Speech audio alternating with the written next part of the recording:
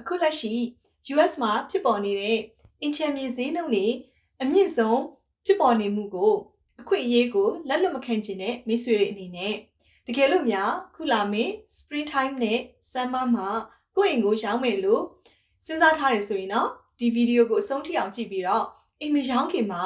ကိုယ့်အိမ်ကိုဘယ်လိုမျိုးပြုပြင်သင့်တယ်လဲဆိုတဲ့ဆောင်ရန်ရှောင်ရန်အချက်တွေကိုလေ့လာနိုင်ပါတယ် US က financial system တစ်ခုလုံးအကြောင်းကိုသိချင်ပါသလား stock market မှာရင်းနှီးမြှုပ်နှံနိုင်ဖို့ stock trading နဲ့ပတ်သက်တဲ့အခြေခံအကြောင်းအရာတွေကိုသိချင်ပါသလားသိရဲ့ပင်စင်စုငွေတွေကိုစနစ်တကျစီမံခန့်ခွဲနိုင်ဖို့နဲ့ကလေးတွေရဲ့ပညာရေးဆိုင်ရာရင်းနှီးမြှုပ်နှံမှုငွေကြေးတွေကိုစနစ်တကျစီမံခန့်ခွဲနိုင်စေဖို့အစရှိတဲ့အကြောင်းအရာတွေကိုနားလည်တကြွသွားဖို့ဆိုရင်ခုပဲ grow and win မှာစီးပေးသွင်းလိုက်တော့နော်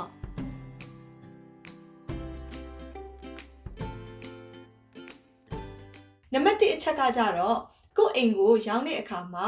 ကိုယ်ပိုင် decoration တွေအကုန်လုံးကိုဖယ်ရှားပြရမှာဖြစ်ပါတယ်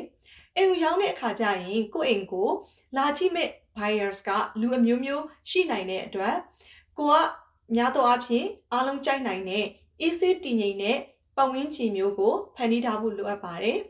အဲ့တော့ကိုယ့်ရဲ့အိမ်မှာကိုယ့်ရဲ့ lifestyle ကိုထင်ဟပ်စေမဲ့အရာဝတ္ထုတွေကိုဖယ်ရှားပြရမှာပါရောင်းတဲ့သူရဲ့လူနေမှုပုံစံကဒီဝယ်တဲ့သူရဲ့လူနေမှုပုံစံနဲ့အကြိုက်တွေမတူတဲ့အခါနိုင်ငံရေးနဲ့ပတ်သက်တဲ့အချက်တွေဘာသာရေးနဲ့ပတ်သက်တဲ့မတူညီမှုတွေကိုအိမ်မှာတွေ့ရတဲ့အခါမှာအိမ်ဝယ်တဲ့သူတွေအနေနဲ့အိမ်ပေါ်မှာစိတ်ဝင်စားမှုတွေလျော့နေသွားနိုင်ပါတယ်။အဲ့ဒါကြောင့်မလို့ကိုယ့်ရဲ့အိမ်ကိုမရောင်းခင်ပြင်ဆင်မယ်ဆိုရင်နံပါတ်1အချက်အနေနဲ့အိမ်ထဲမှာရှိတဲ့ကိုယ်ပိုင် decoration တွေကိုဖယ်ရှားပေးရမှာဖြစ်ပါတယ်။အချက်ကကြတော့ home inspection ကြိုလုပ်ထားမှာဖြစ်ပါတယ်။အိမ်ရောင်းမဲ့သူတွေအနေနဲ့ကိုယ့်အိမ်ကိုမရောင်းခင်မှာ inspection ကိုကြိုလုပ်ထားမယ်။နောက်ပြီး inspection report ကို buyer တွေအတွက်အလွယ်တကူရရှိနိုင်အောင်စီစဉ်ပေးထားမယ်ဆိုရင်ကိုယ့်အိမ်ကိုမမျှော်လင့်ပဲနဲ့ဒီ contract ပြတ်သွားခြင်းအန္တရာယ်ကနေမှကာကွယ်နိုင်ပါတယ်။တကယ်လို့များ home inspection ကိုကြိုပြီးတော့မလုပ်ထားဘူးဆိုရင် buyers တွေကသူတို့ရဲ့ inspector ကိုခေါ်လာမယ်။အဲ့ဒီ inspector ရဲ့ recommendation ပေါ်မူတည်ပြီးတော့ကိုအိမ်ကိုပြင်ဆင်ရမယ့်အရာတွေပေါ်မှာမူတည်ပြီးသူတို့ကဈေးစစ်တဲ့အခါမျိုးဒါမှမဟုတ်လို့ရှိရင်စိတ်ပြောင်းသွားတာမျိုးတွေကြုံရနိုင်ပါတယ်။အဲ့ဒါကြောင့်မလို့တက်နိုင်လို့ရှိရင်ဒီကို inspection ကိုကြိုလုပ်ထားမယ်ပြီးတော့ရင် inspector က recommend လုပ်တဲ့အရာတွေကိုကြိုတင်ပြင်ဆင်ထားမယ်ဆိုရင်အိမ်ဝယ်သူတွေအနေနဲ့ကိုအိမ်ကိုငွေပို့ပြီးတော့ပေးကြမှာဖြစ်ပါတယ်။နံပါတ်3ချက်ကကြတော့တန်ရှင်းရေးကိုသေချာလုပ်အောင်မှာဖြစ်ပါတယ်။အိမ်ဝယ်တဲ့လူတော်တော်များများကသူတို့ဝယ်တဲ့အိမ်ကိုသူတို့လက်ရှိနေတဲ့အိမ်ထက်ပိုပြီးတော့တန်ရှင်းဖို့အတွက်ညှော်လင်းတကြပါတယ်။တန်ရှင်းတဲ့အိမ်ကိုမြင်လိုက်တဲ့အခါမှာသူတို့စိတ်ထဲမှာအိမ်ပိုင်ရှင်ကဒီအိမ်ကိုကောင်းကောင်းမွန်မွန်ထိမ့်သိမ်းထားတယ်ဆိုတဲ့ impression မျိုးကိုပေးနိုင်ပြီးတော့ market ထဲမှာရှိတဲ့တခြားအိမ်တွေထက်စာလို့ရှိရင်ပိုပြီးထူးခြားကောင်းမွန်တဲ့အိမ်တစ်အိမ်ဖြစ်တယ်ဆိုတဲ့အတွေးမျိုးကိုရရှိပါတယ်။အဲ့ဒါကြောင့်မလို့ဖြစ်နိုင်လို့ရှင်တော့ဒီ professional cleaning company ကိုငှားရမ်းပြီးတော့ deep cleaning လုပ်ဆောင်အောင်ပါပါ။ပတ်စံကုန်အားကျိုးနဲ့မှာပါ။နောက်တစ်ချက်ကကြတော့အိမ်မွေးတိရစ္ဆာန်တွေနဲ့ကလေးတွေရှိတဲ့ထောက်ထားတွေကိုဖယ်ရှားပြရမှာပါ။အိမ်မွေးတိရစ္ဆာန်တွေနဲ့ဓာတ်မတည့်တဲ့လူတွေအများကြီးရှိပါတယ်။ကိုယ့်အိမ်ကိုလာကြည့်တဲ့ buyer တွေကတယောက်ကသာအိမ်မွေးတိရစ္ဆာန်တွေနဲ့ဓာတ်မတည့်ဘူးဆိုလို့ရှိရင်ကိုယ့်အိမ်ကိုသူတို့အတွက်ဆွဲဆောင်မှုရှိတော့မှာမဟုတ်ပါဘူး။ကိုယ့်အနေနဲ့ buyer တော်တော်များများကိုလက်လွတ်သွားမှာဖြစ်ပါတယ်။ statistic အရဆိုလို့ရှိရင်တော့အိမ်မွေးတိရစ္ဆာန်ရဲ့အနံ့ဆိုးတွေကအိမ်သိမ်အနေနဲ့အချိန်ကြာကြီးဈေးကွက်ထဲမှာရောင်းမထွက်ရတဲ့အကြောင်းရင်းတွေကနေတစ်ခုဖြစ်ပါတယ်။အဲ့ဒါကြောင့်မလို့ကိုယ့်အိမ်ကိုဈေးကောင်းကောင်းနဲ့အမြင့်ဆုံးရောင်းထွက်ချင်တယ်ဆိုရင်တော့ဝယ်သူရဲ့အမြင်မှာဝယ်ခြင်းစပွဲဖြစ်နေဖို့အတွက်လုပ်ဆောင်ရမှာပါ။လူတိုင်းကကလေးတွေနဲ့ဒီတိရစ္ဆာန်တွေကိုနှစ်သက်ကြတာလည်းမဟုတ်ဘူး။အဲ့ဒါကြောင့်မလို့ကိုယ့်အိမ်ကပြည့်စုံတဲ့အပြင်အစင်းဈေးနှုန်းနဲ့ဒီဇိုင်းဖြစ်နေပေမဲ့လည်းကိုယ့်အိမ်မှာတိရစ္ဆာန်တွေရဲ့အနံ့တွေရနေမယ်ဒါမှမဟုတ်လို့ရှိရင်အိမ်ထောင်တွေမှာကလေးရုပ်တွေနဲ့ပေပွားနေမယ်ဆိုလို့ရှိရင်ဝယ်ယူသူအတော်များများကိုလက်လွတ်သွားမှာဖြစ်ပါတယ်အိမ်မှာရှိတဲ့ခင်မမီတော့တဲ့ပစ္စည်းတွေကိုအစားထိုးပြရမှာပါကိုယ့်အိမ်မှာကြီးတဲ့တကားလက်ကင်ဟောင်းတွေရှိတယ်ဒါမှမဟုတ်ရင်မီးဆိုင်ဟောင်းတွေရှိတယ်ဆိုရင်အဲ့ဒါတွေကိုအစားထိုးသင့်ပါတယ်ဒီလိုမျိုးပစ္စည်းဟောင်းတွေရှိနေခြင်းကကိုယ့်အိမ်ကို ခင်မမီတဲ့ပုံစံပေါက်နိုင်ပြီးတော့အိမ်ဝယ်မဲ့သူတွေအနေနဲ့လည်းသူတို့အနေနဲ့အိမ်မပြောင်းခင်မှာအများကြီးပြန်လည်ပြီးပြင်ဆင်ဖို့လိုနိုင်တယ်လို့ထင်သွားနိုင်ပါတယ်။အဲဒါကြောင့်အချိန်နဲ့ငယ်ပေးပြီးတော့ကိုယ့်အိမ်ကိုသေချာလေ့လာပါပြီးရင်အိမ်ရဲ့တက်တန်းကိုဖော်ပြနေတဲ့အရာမှန်သမျှကိုအသစ်တွေနဲ့ခင်မီတဲ့ပစ္စည်းတွေနဲ့လဲပေးရမှာပါနောက်ပြီးရင်ကိုအဲ့လိုမျိုးလဲပေးတဲ့ပစ္စည်းတွေရဲ့ list ကိုလည်း buyers တွေသိအောင်လို့update လုပ်ပေးရမှာဖြစ်ပါတယ်နောက်တစ်ချက်ကကြတော့အိမ်မှာရှိတဲ့ကော်စောအဟောင်းတွေကိုဆေးကြောရမှာပါကော်စောတွေကအညစ်အကြေးတွေနဲ့အနက်အသက်တွေကိုထိမ့်သိမ်းစုပ်ယူထားနိုင်ပါတယ်အဲ့ဒါကြောင့်မလို့ကိုယ့်အိမ်ကိုဝယ်မဲ့သူကိုပြသတဲ့အခါမှာတန်ရှင်းတက်ရက်ပြီးတော့အနက်အသက်ကောင်းနေဖို့လိုအပ်ပါတယ်ဒီကော်စောတွေကို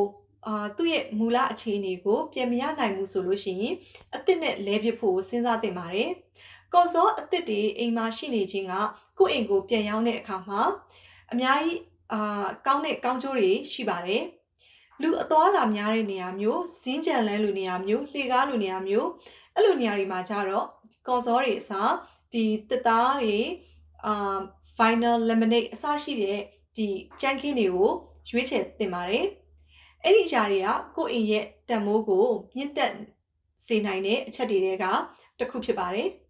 တစ်ချက်ကကြတော့ကိုယ့်အိမ်ကိုပြန်ပြီးတော့ဆေးသုတ်ပေးရမှာပါ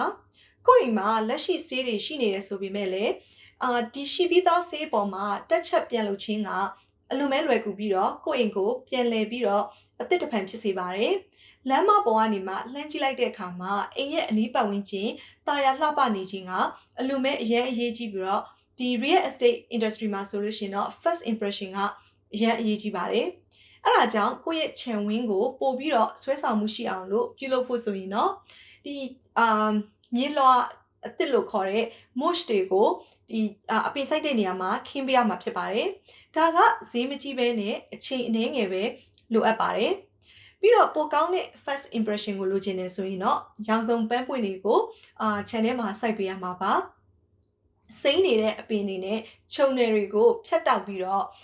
ရှုခင်းပြန်လဲလှပဖို့အတွက်ခြံဝင်းပတ်ဝန်းကျင်မှာတန်ရှင်းပြုလုပ်ပေးသင့်ပါတယ်ဒါကကိုယ်အိမ်ဝယ်တဲ့သူတွေရဲ့ first impression ကိုသိတာထင်ရှားစွာတက်ရောက်မှုရှိပြီးတော့သူတို့ရဲ့အိမ်ဝယ်ယူမှုဆုံးဖြတ်ချက်ကိုအများကြီးလွှမ်းမိုးနိုင်ပါတယ်တက်ကိုမပြောခင်မှာကြောင်ဝင်မယ်နော်ကျမနာမည်ဝင်းမြတ်သူပါ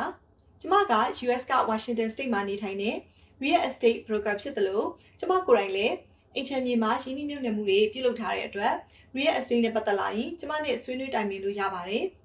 US က Washington State တွေနာမကဘူးဘယ်နေရာမှာပဲရှိအိမ်ချမ်းမြေနဲ့ပတ်သက်ပြီးရောင်းချင်တယ်ဝယ်ချင်တယ်ဆိုရင်ကျမကိုဆက်သွယ်လို့ရပါတယ်တကယ်လို့ကို့မှာ local agent အသိမရှိဘူးရှာပေးပါဆိုရင်လည်းကျမတို့ကုမ္ပဏီက global ရှိတဲ့အတွက်ဘယ်နေရာမှာပဲဖြစ်ဖြစ်ကျမတို့ကုမ္ပဏီက agent နဲ့ချိတ်ပေးလို့ရပါတယ်အဲ့ဒီအတွက် fees မှထပ်ပြီးတော့ပေးစရာမလိုပါဘူးချက်ကကြတော့အတွေ့အကြုံရှိတဲ့ realtor စီကနေမှအကြံဉာဏ်ရယူအောင်မှာဖြစ်ပါတယ်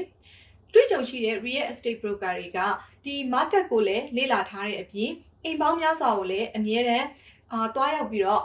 ကြည့်နေတဲ့အတွက်ဘယ်အိမ်တွေမှာဘယ်လိုမျိုးရှိတယ်ဆိုတဲ့အချက်တွေကိုသူတို့မှအတွေ့အကြုံတွေအများကြီးရှိပါတယ်တချို့အိမ်ပိုင်ရှင်တွေကတခါတလေကြရင်ဒီ commission မပေးချင်တဲ့အတွက်အိမ်ကိုသူတို့ကိုယ်တိုင်ရောင်းဖို့ကြိုးစားကြပါတယ်အဲ့လိုလုပ်ခြင်းအဖြစ်ဒီ buyer တွေအများကြီးစီကိုကိုယ့်အိမ်ကမရောက်ရှိနိုင်တဲ့အပြင်ကိုယ့်ရဲ့ offers တွေကိုလည်းရနိုင်တဲ့အခွင့်အရေးကလည်းပို့ပြီးတော့နည်းပါတယ်ပြီးရင်ဈေးကောင်းရဖို့လည်းမလွယ်ပါဘူးအဲ့ဒါကြောင့်မလို့ဒီအိမ်ကိုရောင်းမယ်လို့စဉ်းစားရဆိုလို့ရှိရင်ဒီ process ရဲ့ early stage မှာပဲအတွေ့အကြုံရှိတဲ့ realtor တွေနဲ့တိုင်ပြီးသူတို့ကို listing appointment လုပ်ပြီးတော့ကိုယ့်အိမ်ကိုဖိတ်ခေါ်ပြီးတော့လို့ရှိရင်ဘာတွေလိုအပ်လဲဆိုတာကိုသူတို့နဲ့ဆွေးနွေးတိုင်ပင်သင့်ပါတယ်ဒါကတော့အခုလာမယ့် spring နဲ့ summer မှာအိမ်ရောင်းချင်တယ်လို့စိတ်ကူးတဲ့သူတွေအတွက်လေ့လာသင့်တဲ့အရာတွေကစောင်းရင်ရှောင်းရင်တွေကိုဖော်ပြပေးထားတာဖြစ်ပါတယ်ရှေ့ကပြောခဲ့သလိုပဲကျမကိုယ်တိုင်က real estate broker ဖြစ်တဲ့အတွက်ဒီအိမ်ချမ်းမြေနဲ့ပတ်သက်လာလို့ရှိရင်ဘလို့မေးခွန်းပဲရှိကျမကိုဆက်သွယ်ပြီးတော့ကျမနဲ့ဆွေးနွေးတိုင်ပင်လို့ရပါတယ်အားလုံးကျေးဇူးအများကြီးတင်ပါတယ်